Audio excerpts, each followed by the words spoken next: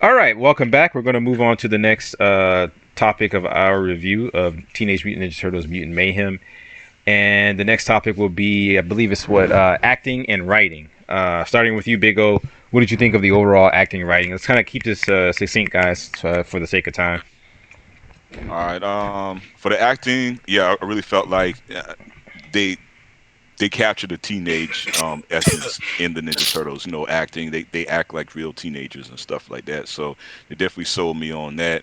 Um, the writing was still on point with everything, but the message that they were trying to get out. But it like in a sense with the pacing and stuff like of it, I felt like it was rushed a lot. So it's like you got certain bits of it. I just felt like more. I hope the pacing goes in this as well too, but I think like the pacing was a little bit too rushed. Of course, hey, for the sake of time, they had to cut some stuff to do it, but it was still pretty solid for me and all. But I really felt like it was rushed. But that's what I got. Okay, Johnny Mozzarella, acting and writing. I mean, I didn't really care for the writing all that much. I can't think. There really wasn't that many quotes, or there wasn't really many lines where I was like, okay, well, that's a strong line, that's a powerful line. Like I said, I thought the overall movie was pretty much jokey. Like they were telling jokes the entire time, making references to pop culture and stuff like that. That was pretty much the entire movie. And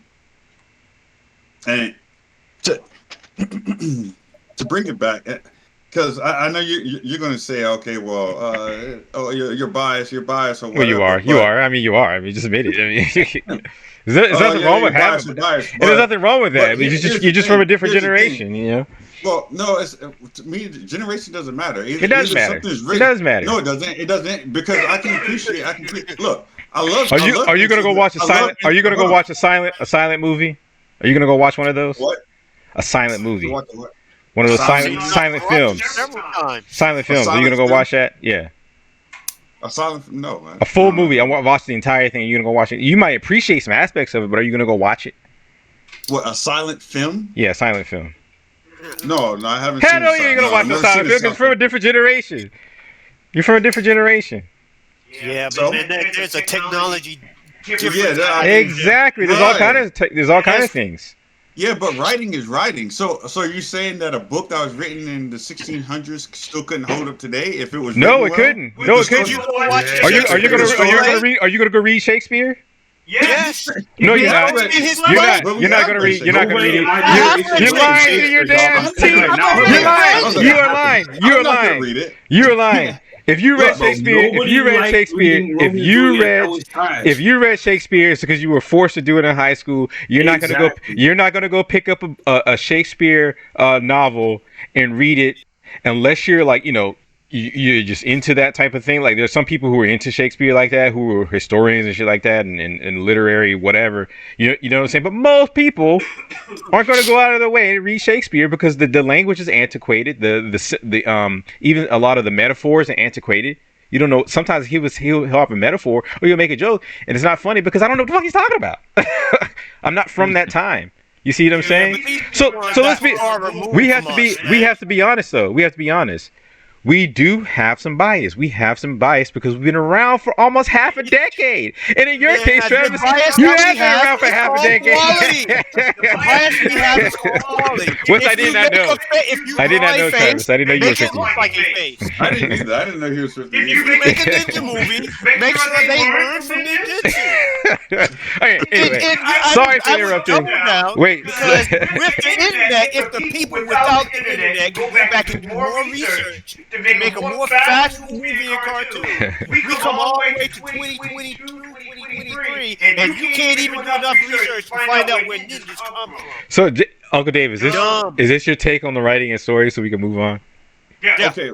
Yeah. Move it. Okay. So. I actually was not finished Okay. yet, Yeah. but Please okay, finish. well, Please finish. but it's No. fine. Yeah. Finish. Okay, well, Yeah. well, I say this because I know we're supposed to be keeping it quick, but one of the things that Splinter said, because literally there's nothing that I can really remember from the movie. I was just like, okay, everything that he said, I didn't care about. Most of the time they were talking about being milked and stuff like that. I was just like, this is ridiculous. You know what I'm saying? Like, it's just ridiculous. Like, it's ridiculous. Yeah, maybe the first one or two. Like I said, it didn't care. I told you they would milk you. I thought it was hilarious. They milk you? It literally says milk on it. That's my point. You're proving my point. The movie was a complete. The entire movie It's for kids. I mean, it's supposed to be funny and jokes and stuff.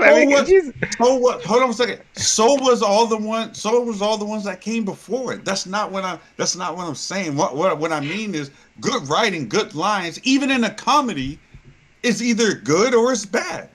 There's nothing memorable from the writing in this movie. You remember the milking part? Yeah, because I kept saying it over and over again. It was like an ongoing joke throughout the entire movie. You know what I'm saying? Obviously, I'm gonna remember line. You know what I'm saying? Give us another memorable line from the movie. You just saw it yesterday. I mean, but anyway, but one of my points is when I start talking about writing and whether quotes are good quotes. One of the quotes that I like from Master, he's not even a master. I don't even think they address him as Master Splinter. Did they address him as Master Splinter? Dad. Yeah, it's called You Dad. know what I'm saying? Anyway, but Dad, whatever. But Master Splinter from the old movie, when he was talking to Raphael when they first came back from there, because he lost his sai or whatever, he said, "Anger clouds the mind. Turn inward. It is an unconquerable enemy." It was like, yes, you just read that off. You just read that off the screen. You just read that off the screen. I did read it off the screen. So you didn't remember? You just read it off the screen.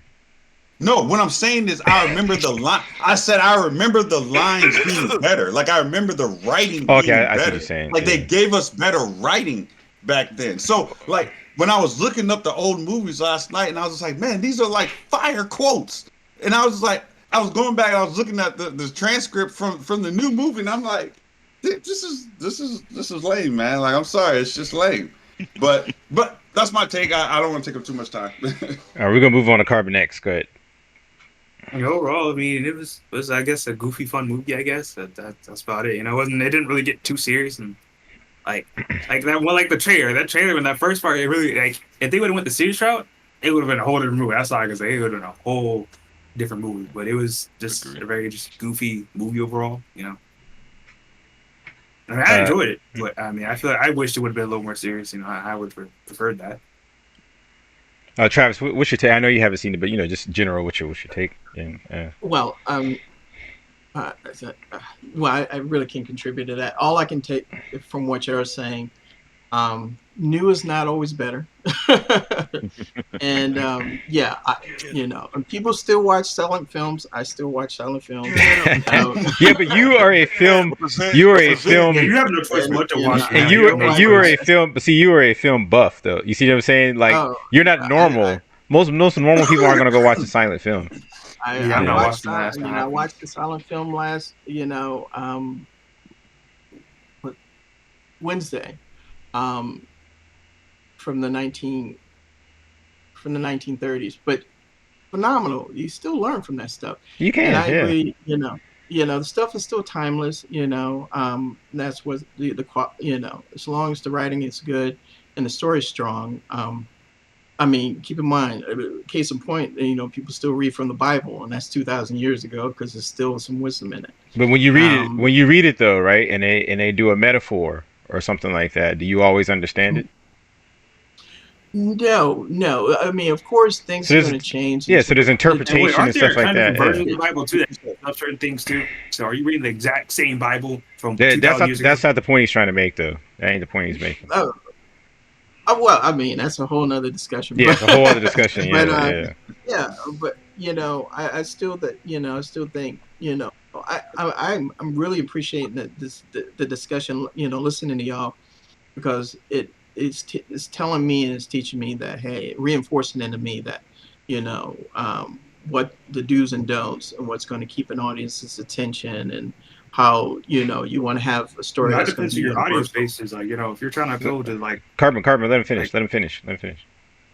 Oh, no, no, no, no. And I was just saying, the only point I was going to make is that, is to make sure that your story is universal, and that, and if as long as the story is strong and that it appeals to a person's, um,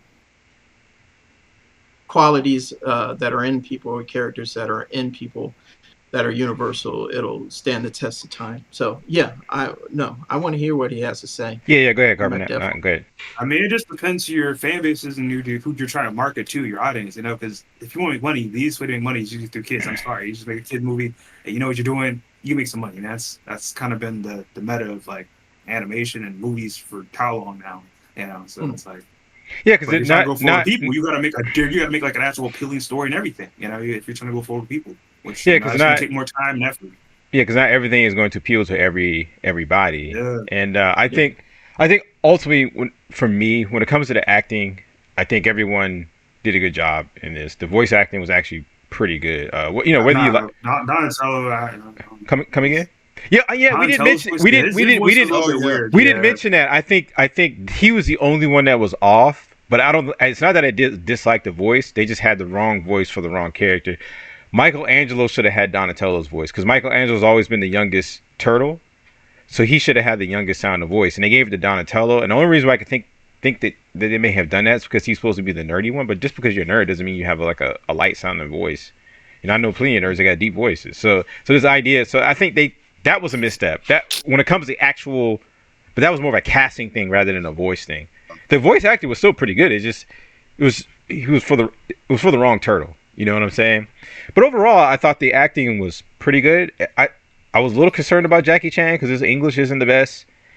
And but I liked it. He was probably my favorite part of the movie, actually. When it comes to the writing and the overall story, I disagree a little bit with John. I thought that the writing was actually pretty good. I actually disagree with you a little bit too, Orlando. I thought the pacing was actually pretty good. It was. John wanted to get out of there because he didn't like the movie overall, but I didn't feel like I was going to go to sleep. I was like, all right, everything kind of happened, and then I was out, and all right, it's time to go. You know what I'm saying? It wasn't like I felt like I was going to go to sleep, or I was waiting for something to be over. I was like, all right, they're doing their thing, they're going through the motions, and it seemed to progress. Everything progressed pretty well. Well, Brian, yeah, go ahead. What about that last boss fight? I mean, to me, it felt like it only lasted like. I didn't have a problem with it. They did their thing. I liked one thing I did like about it was I got Ghostbusters vibes from the ending, because you remember in Ghostbusters, in Ghostbusters 2, they needed everyone's help to kind of defeat the Statue of Liberty. All their positive energy. I like that. It was like everyone was helping out the turtles. I like that, and I think that was a good lesson for kids. So I mean, I think that at the end of the day, man, I think once you turn off your middle-aged man's bias, I think it was a good movie. Like, I don't think it's not my favorite movie. It's not even my favorite 3D animated movie. I think Across the Spider-Verse and Into the Spider-Verse are superior movies, but I enjoyed it. I didn't have a problem with it, and I don't know. I just think that for me, like the best way I could describe this movie is the word bruh. Because you know how Gen Z and Alpha, bruh, what's up? What you doing, bruh? That's what this movie is. It's the bruh movie. It's the Ninja Turtles for their generation. So it had their references and stuff in it. So yeah, it didn't 100% appeal to me, but it wasn't for me. You know what I'm saying? They played 90s hip hop. Come again? Strange. Yeah. They played 90s hip hop for the team. But I think that was for us. I think that was for us. You know what I'm saying? I think that was for the parents. You know what I'm saying? I think that was for parents who take their kids to see it. The movie. That's why you heard ODB in there and stuff like that. And then you heard some of their music too, because when Superfly came out, didn't you hear some of their music? Yeah. And I like Superfly. I thought Superfly was funny. He was cracking me up, man. Yeah, I like Superfly. Ice Cube and Superfly I still felt like funny, Ice Cube was holding back though, man. Because I mean, I would love to hear like the extras like in it, because I'm pretty sure, man, it wasn't no PG-13 on it. Yeah, but why would you want a unfettered Ice Cube in it? I mean, he's gonna be calling white people crackers and everything. You can't have that in the movie. You know what I'm saying? I know.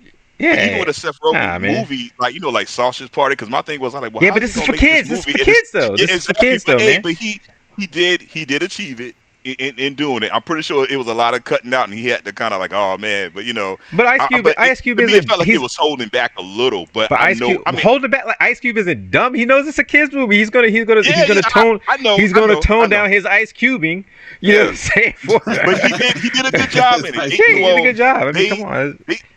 They did a good job in that, which I do credit them that, man. But I would love to see like a director's cut of it, some kind of. Yeah, you want rated R Ninja Turtles? You can't have that, man. Yeah, that's what I'm saying. We gotta turn off our middle-aged bias, man. But we're that's gonna a lot move of on. things that I had to suspend. I mean, the original was PG. I mean, it's not.